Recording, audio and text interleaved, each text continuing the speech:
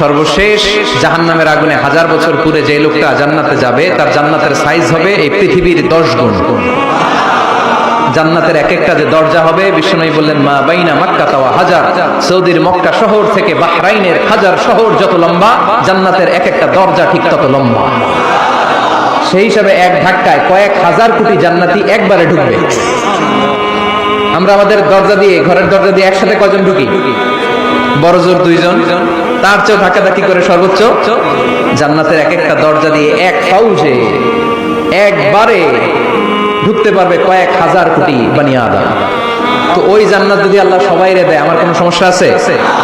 এজন্য ইবাদত নিয়ে যেন আমরা কখনো অহংকার না করি, ইলম নিয়ে যেন কখনো অহংকার না করি, আমরা যেন বিনয়ী হই, আমরা যেন নিচু হই।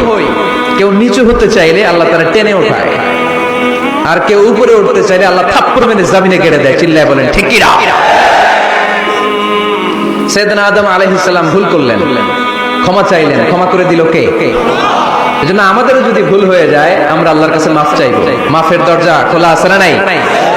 আবার সাইয়েদনা ইব্রাহিম আলাইহিস সালাম দোয়া করলেন রব্বি জাআলনাতি ওয়া মিন যুররিয়াতি রাব্বানা ওয়া তাকাব্বাল দুআ। আল্লাহ আপনি আমার নামাজ কায়েমকারী বানান, আমার কলিজার টুকরা ইসমাইলকেও আমার সাথে নামাজ কায়েমকারী বানান, আমার দোয়াটা আপনি কবুল করে নেন। এরপরে কোনো বিপদে যদি পড়ে যাই, কোনো আপদ মুসিবতে যদি পড়ে যাই, কি দোয়া করতে হবে? সাইয়েদনা ইউনূস আলাইহিস সালামের ওই দোয়াটাও আল্লাহর কোরআনে আছে না নাই? লা ইলাহা ইল্লা আনতা সুবহানাকা ইন্নী কুনতু মিনাজ জালিমিন। সবাই পড়েন লা